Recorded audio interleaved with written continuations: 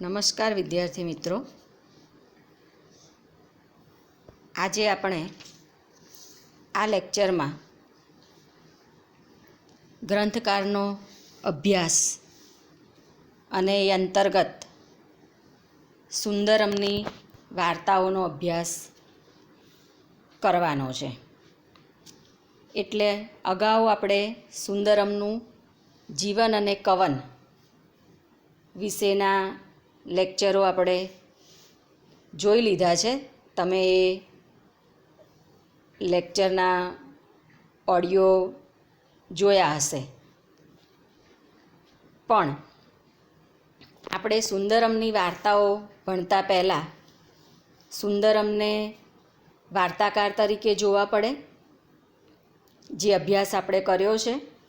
અને એ પહેલાં આપણે વાર્તા એટલે ટૂંકી વાર્તા, ટૂંકી વાર્તાનું બીજું નામ એટલે નવલિકા. તો વિદ્યાર્થી મિત્રો, આજે આપણે એ ટૂંકી વાર્તા કે નવલિકાનું સ્વરૂપ વિશે થોડીક વાત કરવાની છે. એટલે આપણે કહી શકીએ કે નવલિકાનું કલા સ્વરૂપ. નવલિકાને જો ભણવી હોય, નવલિકાનો અભ્યાસ કરવો હોય તો સૌપ્રથમ એનું સ્વરૂપ આપણે જોવું પડે. એના સ્વરૂપ વિશે અભ્યાસ કરીએ પછી જ આપણે કોઈ પણ નવલિકાનો અભ્યાસ કરી શકીએ. તો આજના લેક્ચરમાં આપણે ટૂંકી વાર્તા કે નવલિકા વિશે, એના સ્વરૂપ વિશે થોડી માહિતી મેળવવાનો પ્રયત્ન કરીશું. તો આજે ટૂંકી વાર્તા કે નવલિકા એ જે સ્વરૂપ છે, એ સ્વરૂપ આપણે ત્યાં પશ્ચિમના સાહિત્યમાંથી આવેલું સ્વરૂપ છે. જેમ સોનેટ, એકાંકી, નિબંધ એવા સાહિત્ય સ્વરૂપોની જેમ જ આ ટૂંકી વાર્તાનું સ્વરૂપ પણ આપણે ત્યાં યુરોપના સાહિત્યમાંથી આવ્યું છે અને ધીમે ધીમે પછી આપણે ત્યાં વિકાસ પામ્યું છે. અને એથી જ એના સ્વરૂપના મહત્ત્વના લક્ષણોની બાબતમાં આપણે યુરોપ અને અમેરિકાના સમર્થ નવલિકા લેખકોને અનુસરીએ છીએ. એટલે કહી શકાય મિત્રો કે નવલિકા આમ તો કથા સાહિત્યનો જ એક અતિ પ્રાચીન પ્રકાર છે. 19મી સદીમાં યુરોપમાં એ પ્રાચીન વાર્તા પ્રકારે અનેક નવા લક્ષણોથી વિભૂષિત થઈને એક નવો આકાર ધારણ કરીને એમાંથી જ આજની નવલિકાનો ઘાટ કે આકાર ઉદ્ભવ્યો છે એમ કહી શકાય. નવલિકા એક દૃષ્ટિએ અતિ પ્રાચીન છે અને બીજી દૃષ્ટિએ અતિ અર્વાચીન છે એવો કલા પ્રકાર આપણે નવલિકાને ગણાવી શકીએ. તો આ થઈ મિત્રો નવલિકા કે ટૂંકી વાર્તાની એક ભૂમિકા કે એક પ્રાથમિક વાત, કે ટૂંકી વાર્તાનું સ્વરૂપ આપણે ત્યાં બીજા ગદ્યના સ્વરૂપોની જેમ જ પશ્ચિમમાંથી ઉતરી આવેલું સાહિત્ય સ્વરૂપ છે. ત્યાર પછી નવલિકા કે ટૂંકી વાર્તામાં શું હોય છે એની આપણે વાત કરીએ તો એમ કહી શકાય કે મનુષ્યના જીવનની એકાદ મહત્ત્વની ક્ષણનું તીવ્ર અને અસરકારક નિરૂપણ કરવું એ નવલિકાનું પ્રાણ તત્વ છે. એટલે નવલિકા કંઈ આખા જીવનને નિરૂપતી નથી, પણ જીવનના કોઈ એકાદ મહત્ત્વના ખંડને નિરૂપે છે. આમ આ બાબતમાં નવલિકા એ નવલકથાથી જુદી પડે છે.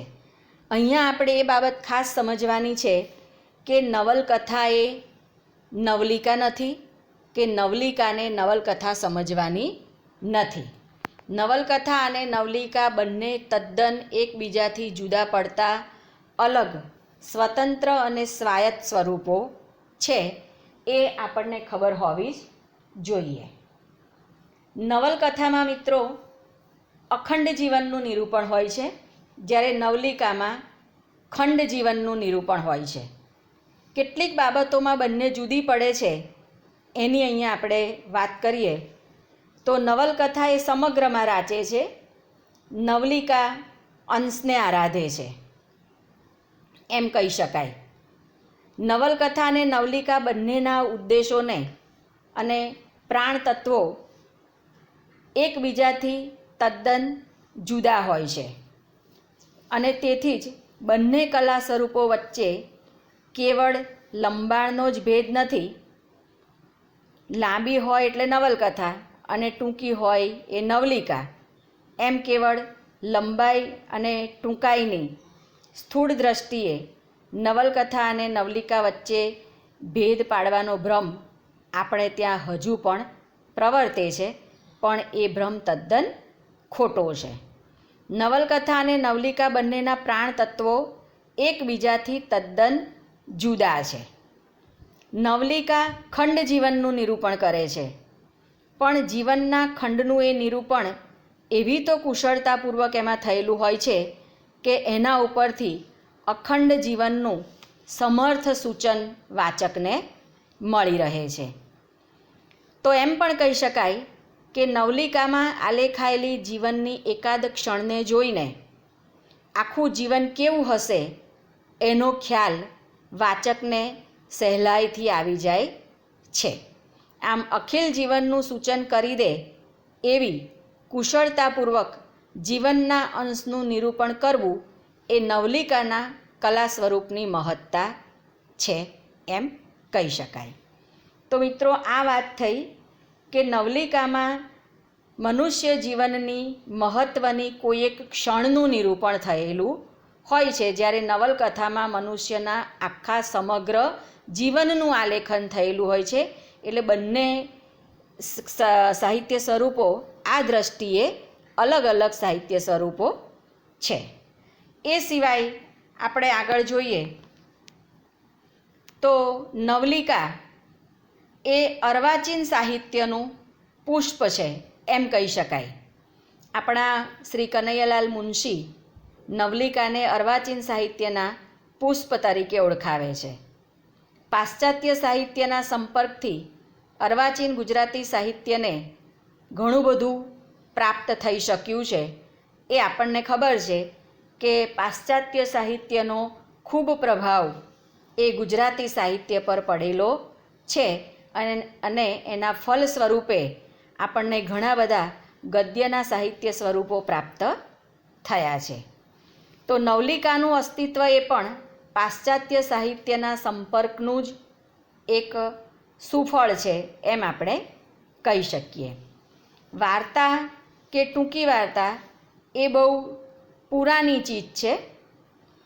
શ્રી ધૂમકેતુએ નવલિકા પાસે આત્મનિવેદન કરાવ્યું છે કે હું લગભગ 2-3 હજાર વર્ષથી મુસાફરી કરતી આવી છું. આપણે પંચતંત્રની વાર્તાઓના કે ઈસપની બોધકથાઓમાં કે કથા સાહિત્ય સાગરમાં ટૂંકી વાર્તાના અનેક કથાનકો જોઈ શકીએ છીએ. તો આ રીતે જોઈએ તો ટૂંકી વાર્તા અથવા નવલિકા એ તદ્દન પરદેશી પુષ્પ આપણને લાગતું નથી.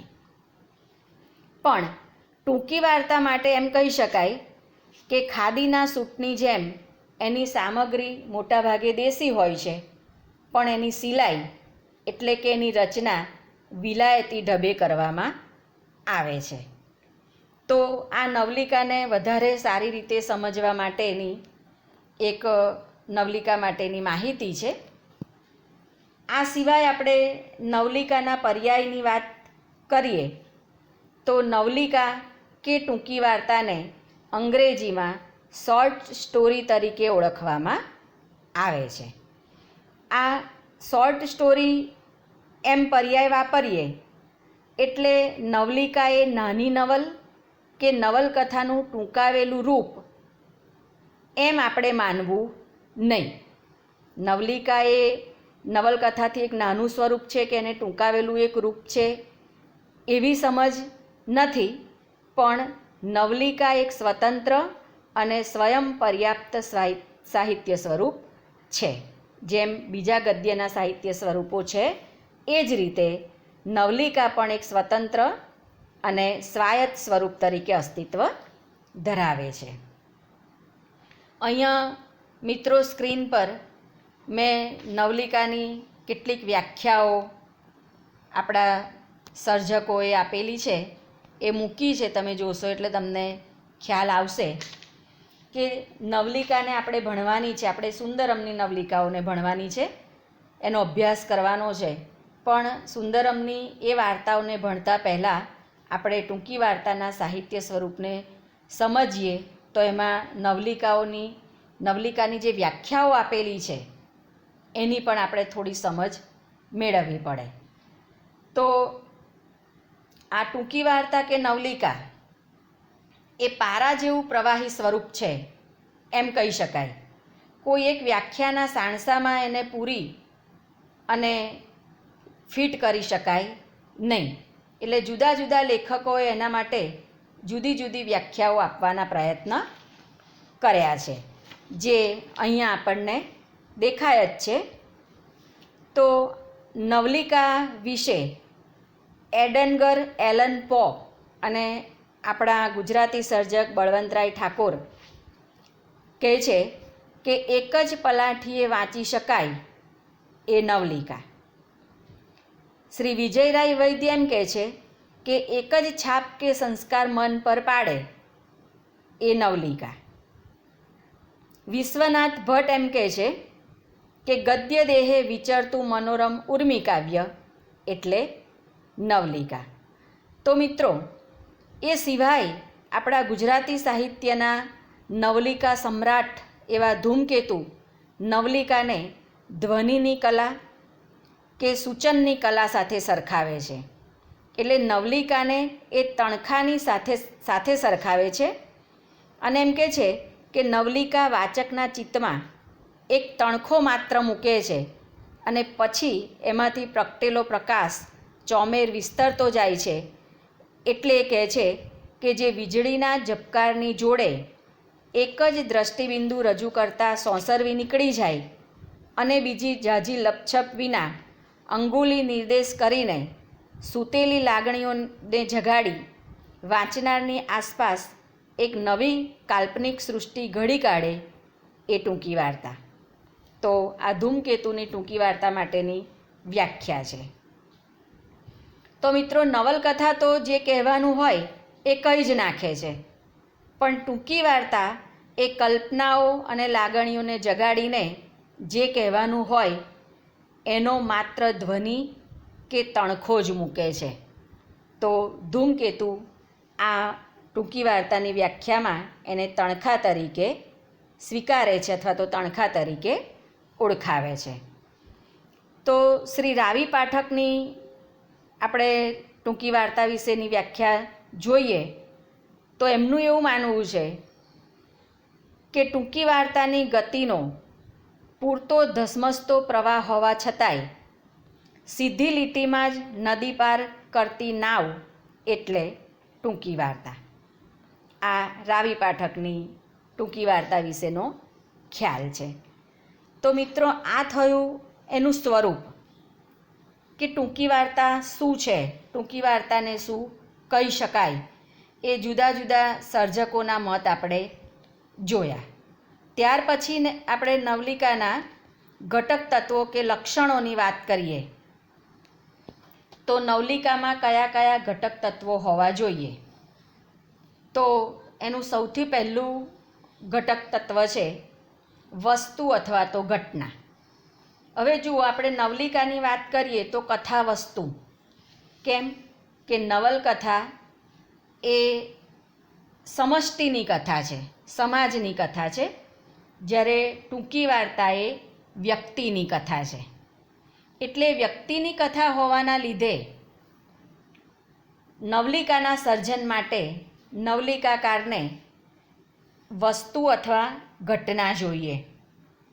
આ ઘટના એટલે માત્ર મનુષ્યના આખા જીવનમાં બનેલી ઘણી બધી ઘટનાઓમાંની માત્ર એક ઘટના. એને નવલિકાકાર નવલિકાના સર્જન માટે સ્વીકારે છે. તો ટૂંકી વાર્તાના ઘટક અવયવોમાં સૌથી મહત્ત્વનું અંગ પ્રસંગને કે બનાવને કહી શકાય. વાર્તામાં કશુંક બને એવી અપેક્ષા સહેજે રહે છે. આવો પ્રસંગ કે બનાવ ક્યારેક મનુષ્યકૃત હોય તો ક્યારેક કાલ્પનિક પણ હોય, સ્થૂળ કે સૂક્ષ્મ પણ હોય, પણ ઘટનાને સ્થૂળ ઘટના રૂપે ન સ્વીકારીએ તો ઘટના કે પ્રસંગ વિનાની વાર્તા જ શક્ય નથી. એટલે રામનારાયણ પાઠકે વાર્તામાં ઘટનાને શરીરના હાડપિંજર સાથે સરખાવી છે. જેમ હાડપિંજર વિના શરીરનું સ્ટ્રક્ચર રહી શકતું નથી, એમ વાર્તામાં ઘટના કે પ્રસંગ વિના વાર્તા જન્મી શકતી નથી. આ ઘટના સ્થૂળ હોય પણ પ્રતીતિકર કે સંભવિત લાગવી જોઈએ, એ ખૂબ જરૂરી છે. પણ હા, ક્યારેક સાચી ઘટના પર આધારિત વાર્તા રચાય છે ખરી, પણ તેમ છતાંય એની પ્રગતિ કરતાની કસોટી કલાના માપદંડે જ થવી જોઈએ, નહીં કે એની સાચકલાઈથી. કેટલીક વાર વાર્તામાં ઘટના લેખે ઘટના આવતી ન હોય, લેખક પાત્રના માનસમાં ચાલતા વ્યાપારનું પણ નિરૂપણ કરતો હોય છે. એટલે સ્થૂળ ઘટનાથી ટેવાયેલો વાચક મૂંઝાય એ સ્વાભાવિક છે, પણ સાચી રીતે કહી શકાય કે મનોવ્યાપાર પણ મનુષ્ય ચિત્તનું આંતરસંચાલન હોવાથી એ પણ ઘટના જ છે. આ ટૂંકી વાર્તાના સર્જકની કસોટી એ ઘટનાની પસંદગીમાં જ થાય છે. એ ઘટનાની પસંદગી કેવી કરી શકે છે એના પર જ એના સર્જકની સફળતાનો આધાર રહેલો હોય છે. વાર્તામાં આવતી ઘટના વાર્તાને ઘડવા માટે આવે છે અને ઘટનાનું પછી ઘટના લેખે જાણે કે અલગ અસ્તિત્વ જ રહેતું નથી. વાર્તામાં ઘટનાના ક્રમનું મહત્ત્વ પણ હોય છે, એટલે કે એકમાંથી બીજી ઘટના આપોઆપ નીકળી આવવી જોઈએ. એ ક્રમ પ્રયત્ન સાધ્ય છે એવું પાછું ન લાગવું જોઈએ, નહીં તો એ પ્રતીતિકર લાગશે નહીં. આમ વાર્તામાં ઘટના એ ઘણી બધી મહત્ત્વની છે એમ કહી શકાય. હવે મિત્રો, આ વાત થઈ ઘટનાની, કે ટૂંકી વાર્તાના સર્જન માટે ટૂંકી વાર્તાકાર પાસે ઘટના કે બનાવ હોવો જોઈએ. એ એનું પહેલું મહત્ત્વનું ઘટક તત્વ છે. ત્યાર પછી આપણે આગળ જઈએ તો ટૂંકી વાર્તાકાર પાસે ઘટના છે તો એને પછી શાની જરૂર પડે, તો કે પાત્રાલેખનની. એટલે પાત્ર. ટૂંકી વાર્તામાં જેમ ઘટનાની પસંદગીમાં ટૂંકી વાર્તાકાર કરકસર અને સંયમ દાખવે છે, એ જ પ્રમાણે એને પાત્રની પસંદગીમાં પણ કરકસર અને સંયમ જાળવવો પડે છે. વાર્તાનું ફલક નાનું હોય છે, એટલે જીવનના એકાદ જ ખંડનું દર્શન એમાં કરાવવાનું હોય છે.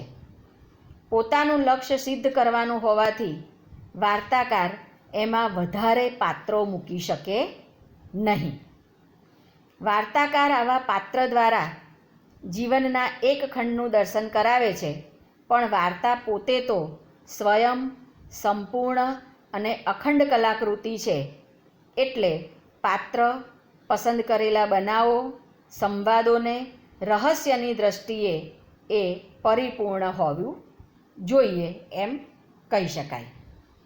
પાત્રને ઉઠાવ આપવા લેખક અનેક રીતો અજમાવે છે.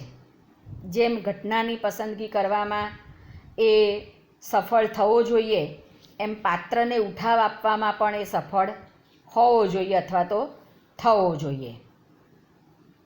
એના માટે ગૌણ પાત્રો, પ્રસંગો, સૌ નાના પાત્રોનો વિકાસ બતાવવો શક્ય નથી, તેમ આવશ્યક પણ નથી. વાર્તાનો ભાર વહેનાર પેલું મુખ્ય પાત્ર જ હોય છે. એટલે વાર્તાકાર જીવન અને અનુભવમાંથી જ પાત્રનું સર્જન જો થતું હોય તો ક્યારેક તો એક જ પાત્રમાં અનેક વ્યક્તિઓના અંશો પણ ભેગા થયેલા હોય છે. તો આ છે મિત્રો ટૂંકી વાર્તામાં પાત્ર પસંદગીની વાત. હવે આપણે જોયું કે ટૂંકી વાર્તાકાર વાર્તામાં મુખ્ય પાત્ર અને મુખ્ય પાત્રને સહાયક બનવા માટે કેટલાક ગૌણ પાત્ર એ મૂકી આપે છે. એ સિવાય એટલે કે મુખ્ય પાત્ર અને ગૌણ પાત્ર સિવાય ક્યારેક વાર્તામાં મનુષ્યેતર પાત્રો પણ આવી શકે છે. ક્યારેક વાર્તાકાર મનુષ્યની લાગણીઓને અને વૃત્તિઓને તીવ્રપણે પ્રગટ કરવા માગે છે ત્યારે એ પ્રાણીઓનો પણ પાત્ર તરીકે ક્યારેક ઉપયોગ કરે છે અને એવા પાત્રો પણ ટૂંકી વાર્તામાં પાત્ર તરીકે હોઈ શકે. માણસ અને પશુમાં કેટલીક વૃત્તિઓ સરખી હોય છે અને એ વૃત્તિઓની પડખે માનવીની વૃત્તિઓ જ લેખક નિરૂપતો હોય છે. એમાં પ્રાણીનું ચરિત્ર ચિત્રણ થતું નથી, પણ પ્રાણીની સાથે માનવીની વૃત્તિઓ નિરૂપાતી હોય છે. આવી કેટલીક વાર્તાઓ આપણા સાહિત્યમાં છે, જેમ કે સુંદરમની કૂતરા નામની એક વાર્તા છે અને ચુનીલાલ મડિયાની કમાવ દીકરો નામની વાર્તા એ આના ઉત્તમ ઉદાહરણ કહી શકાય. તો મિત્રો, કેટલીક વાર્તાઓમાં લેખક પોતે જ પાત્ર હોય એ રીતે લખે છે. આ પાછી એક જુદી જ બાબત છે ટૂંકી વાર્તા માટે કે મુખ્ય પાત્ર, ગૌણ પાત્ર, મનુષ્યેતર પાત્ર એ સિવાય કેટલીક વાર લેખક પોતે જ પાત્ર હોય એ રીતે પણ ટૂંકી વાર્તા લખી શકે. હું રૂપે લખવાને કારણે સર્જક વાચકની સાથે નિકટતાનો સંબંધ સ્થાપિત કરી શકે છે.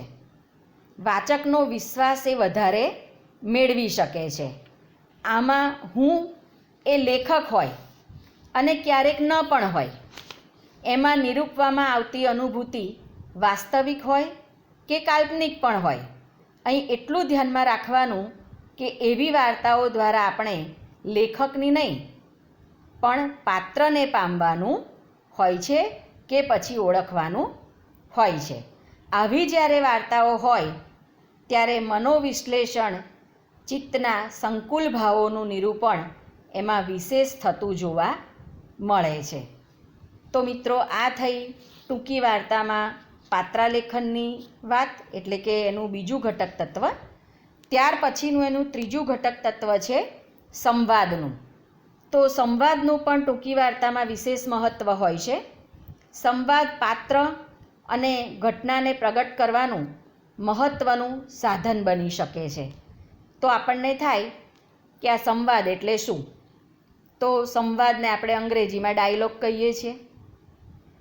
એ સિવાય આપણે બહુ જ સાદી ભાષામાં કહીએ તો સંવાદ એટલે વાતચીત. એક પાત્રની બીજી પાત્ર સાથેની વાતચીત, એને આપણે સંવાદ કહી શકીએ. સંવાદમાં મિત્રો ક્યારેક સ્વગતોક્તિ પણ હોઈ શકે. વાર્તાકારને સંવાદ અને વર્ણન કથનની સગવડ હોય છે. એથી એ પાત્ર જો વસ્તુને વિસ્તારથી રજૂ કરી શકે. પાત્રને ચોક્કસ વ્યક્તિત્વ આપવા માટે બે પ્રકારની યોજના કામે લાગે. એકમાં એક ચોક્કસ વર્ણન દ્વારા પાત્રના વિશેની બધી માહિતી અને વિગતો મળે અને બીજામાં ઓછામાં ઓછા શબ્દોમાં બિનજરૂરી વિગતો ટાળીને એ પાત્રનું વ્યક્તિત્વ સિદ્ધ કરી શકે. આ બીજો પ્રકાર એ ટૂંકી વાર્તાનો છે એમ કહી શકાય. એમાં વિગતોને ટાળીને વ્યક્તિત્વ બાંધી આપવાનું હોય છે અને પાત્રના વ્યક્તિત્વની સ્પષ્ટ રેખાઓ આપી વાચકને પોતાના કલ્પનાઓથી એમાં વિગતો પૂરવાની સગવડ પણ કરી આપવાનું કામ હોય છે. આ માટે સંવાદ એ બહુ જ મોટું સબળ સાધન બની શકે. વાર્તાકારના સંવાદોનો તો એક એક શબ્દ સાભિપ્રાય હોય છે. વાર્તાકારને થોડા જ શબ્દોમાં વાર્તાની અસરકારકતા સાધવાની હોય છે, એટલે વાર્તાકાર પાસે શબ્દ વિવેકની વધુ અપેક્ષા રાખે. વાર્તામાં ટૂંકા અને અણિયાળા સંવાદો જ આવે, એ દ્વારા પાત્રની પરિસ્થિતિનો તેમજ એના વ્યક્તિત્વનો પરિચય થાય. વાર્તાકારની દૃષ્ટિ વસ્તુ પર કેન્દ્રિત થયેલી હોવી જોઈએ અને એથી જીવંત અને સ્વાભાવિક સંવાદનો હિસ્સો એ ઘણો મોટો છે. જો સંવાદ ન હોય તો પાત્રનો પરિચય આપવો પડે અને વાર્તામાં બિનજરૂરી લંબાણ થઈ જાય, જે ઇષ્ટ ગણાય નહીં. તો આ મિત્ર થયું ત્રીજું ઘટક તત્વ એટલે સંવાદ. ત્યાર પછી આવે છે વર્ણન કથન. તો ટૂંકી વાર્તામાં વાર્તાકાર વર્ણન અને કથન દ્વારા પોતાનું લક્ષ્ય સિદ્ધ કરવાના પ્રયત્ન કરે છે. વાર્તામાં આવતા વર્ણનો વાર્તાની ભૂમિકા રચવા કે ભવિષ્યના બનાવોનું સૂચન કરવા પૂરતા જ આવતા હોય છે.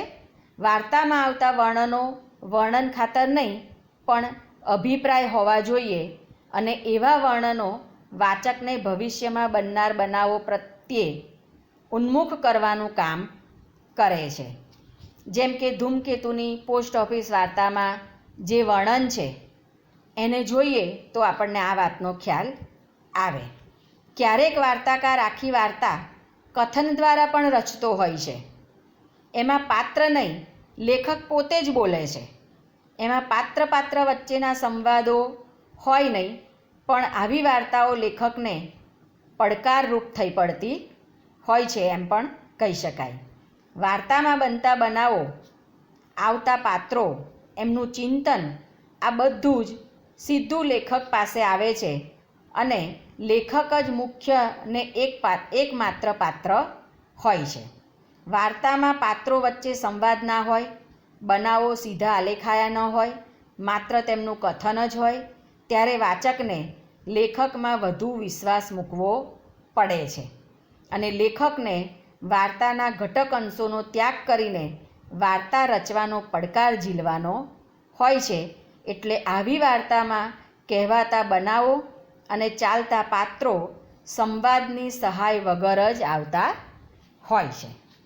તો આ થયું વર્ણન અને કથન. ત્યાર પછીનું ઘટક તત્વ છે એ વસ્તુ સંકલના. સરસ મજાનું વસ્તુ કે ઘટના વાર્તાકાર પાસે હોય, પણ જો એનું સંકલન કે એની માવજત જો બરાબર ન થાય તો પણ એ ઉત્તમ વાર્તા સર્જી શકતો નથી. એટલે વસ્તુની સંકલના પણ વાર્તાકારે બહુ જ સમજદારીપૂર્વક કરવાની હોય છે.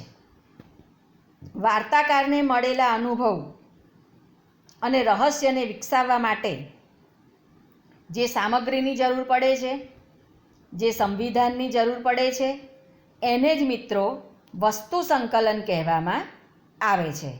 વાર્તાકારે પોતાના લક્ષ્ય તરફ સીધી ગતિ કરવાની હોય છે.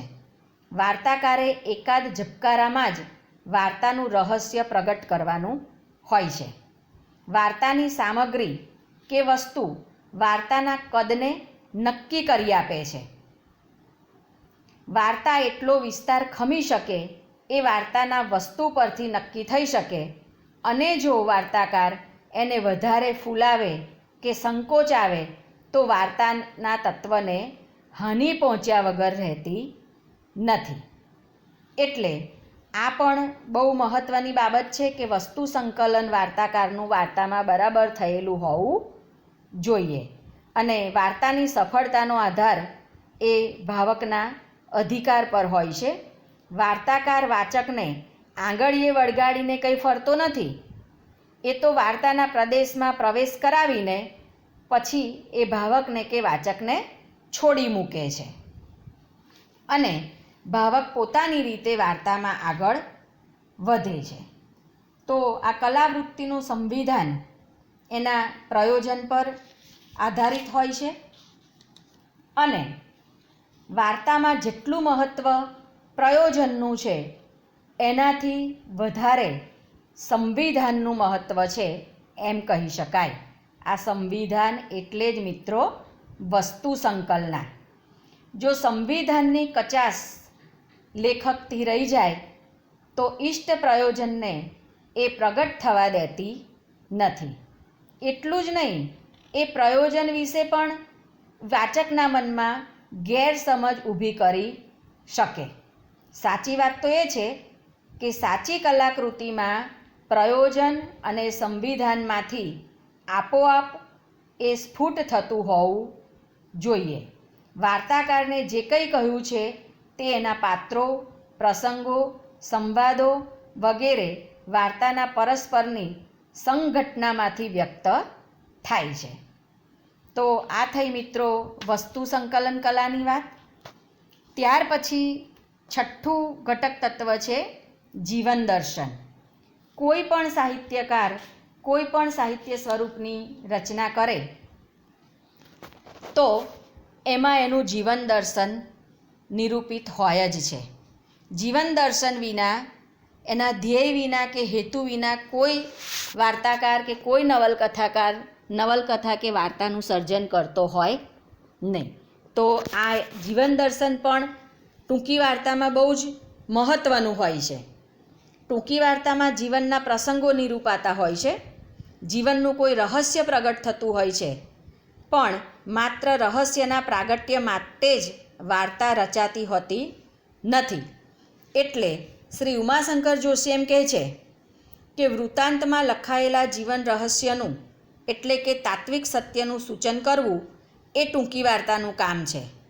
એમ પણ નહીં કહી શકાય, કેમ કે બોધ માટે ટૂંકી વાર્તા પ્રયોજાય નહીં તેમ કોઈક તાત્વિક દર્શન માટે પણ પ્રયોજાય નહીં.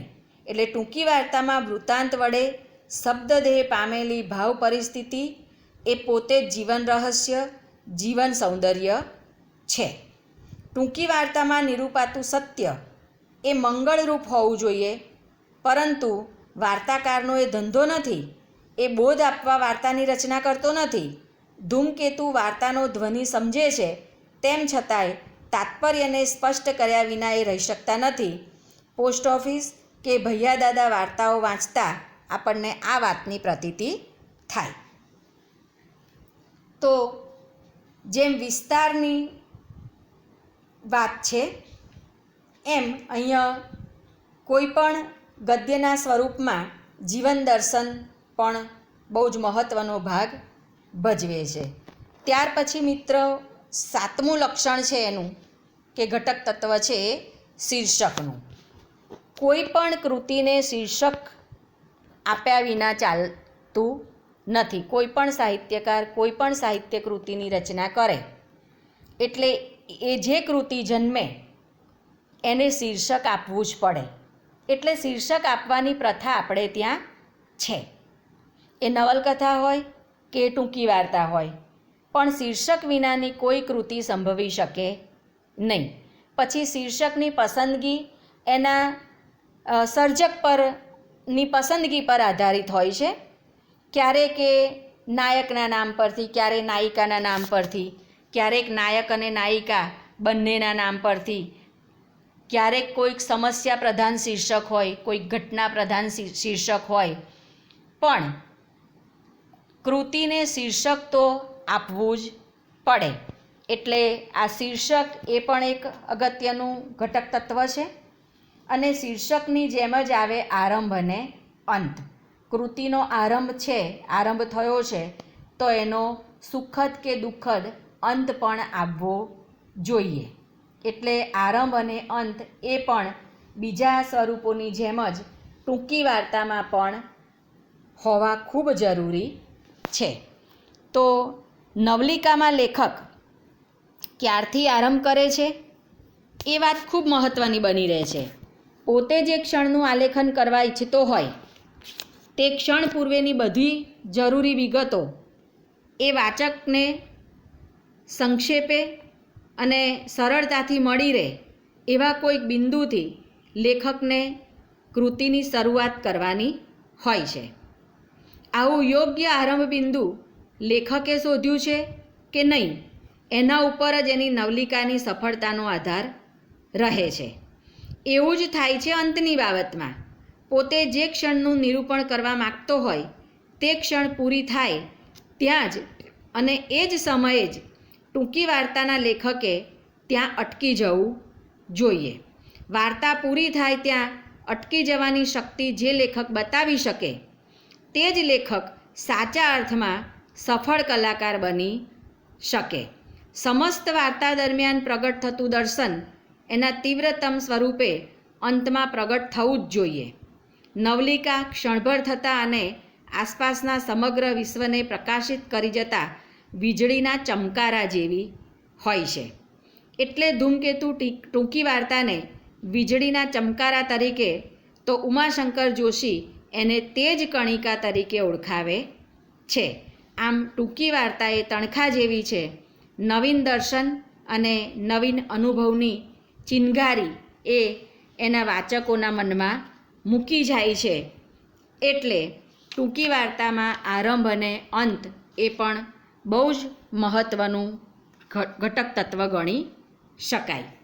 તો મિત્રો, ટૂંકી વાર્તાના બધા જ ઘટક તત્વોની વિગતે ચર્ચા કર્યા પછી એમ કહી શકાય કે નવલિકા કે પછી ટૂંકી વાર્તા એટલે કરકસરની કલા. નવલિકામાં લેખકને ખૂબ કરકસર કરવી પડે છે અને જો એ આ કરકસરની કલા ન બતાવી શકે તો એ ઉત્તમ નવલિકા સર્જન કરી શકતો નથી. એટલે નવલિકાને ઓછામાં ઓછા સમયમાં ઓછામાં ઓછી સાધન સામગ્રી વડે એને પોતાનું કામ પાર પાડવાનું હોય છે અને સાધનોની બને એટલી કરકસર એને કરવી પડે છે. નવલિકા તો ધનુષ્યમાંથી છૂટેલા તીરની જેમ સીધી પોતાના લક્ષ્ય સ્થાન તરફ ધસે છે અને શક્ય એટલા ઓછામાં ઓછા સમયમાં એ પોતાના લક્ષ્યને સિદ્ધ પણ કરે છે. નવલિકાનું સંવિધાન આમ બે બિંદુઓ વચ્ચે ઓછામાં ઓછું અંતર કાપતી સીધી લીટી જેવું હોય છે એમ આપણે નવલિકા વિશે કહી શકીએ. જેમ વિસ્તારની અને ગતિની બાબતમાં એમ પાત્રો, પ્રસંગો, વર્ણનો અને સંવાદો એ બધા સાધનોની બાબતમાં પણ નવલિકાને કઠોર કરકસર કરવાની અત્યંત જરૂર હોય છે. નવલિકાનો લેખક જો સાધનોની કરકસર ન કરે તો એની નવલિકા ચોટવિહીન પણ બની શકે. બિનજરૂરી કેવળ શોભા વધારનારી કોઈ ચીજ નવલિકામાં ચાલે નહીં. અત્યંત જરૂરી હોય એટલા જ પાત્રો, એટલા જ પ્રસંગો, એટલા જ વર્ણનો, એટલા જ સંવાદોનો ઉપયોગ નવલિકાનો લેખક કરી શકે. બાકી એમાં વધારાનું કશું જ ચાલી કે ચલાવી શકાય નહીં. તો આ થઈ મિત્રો નવલિકાના સ્વરૂપની બાબતો અથવા તો એના સ્વરૂપ લક્ષણો, અથવા ટૂંકમાં એમ કહી શકાય કે નવલિકાનું કલા સ્વરૂપ. આ બધું જ જેમાં યોગ્ય રીતે સમાયેલું હોય અને યોગ્ય રીતે દેખાતું હોય એવા જ સ્વરૂપને, એવા જ સ્વરૂપની કૃતિને આપણે નવલિકા કહી શકીએ. તો મિત્રો, ત્યાર પછીનો આપણો અગત્યનો આ સ્વરૂપ લક્ષણો કે ઘટક તત્વો જેવો જ અગત્યનો મુદ્દો આવે છે નવલિકાનો ઉદ્ભવ અને વિકાસ. તો નવલિકાના સ્વરૂપને જોયા પછી નવલિકાનો ઉદ્ભવ ક્યાં થયો છે, કેવી રીતે થયો છે, ગુજરાતી સાહિત્યમાં પણ કેવી રીતે થયો છે, ગુજરાતી સાહિત્યમાં એનો વિકાસ ક્યારે થયો છે, કયા સમયથી થયો છે, કયા કયા સર્જકો દ્વારા થયો છે, એ બધું જ માહિતી આપણા અભ્યાસમાં આવે. એટલે હવે પછીના લેક્ચરમાં આપણે આ નવલિકાનો ઉદ્ભવ અને વિકાસ વિશે આગળ વધારે ચર્ચા કરીશું. અત્યારે અહીંયા આપણે આ લેક્ચરને અટકાવીએ છીએ અને બધા મિત્રોને નમસ્કાર. મળીશું અગાઉના લેક્ચરમાં નવલિકાના ઉદ્ભવ અને વિકાસની સાથે.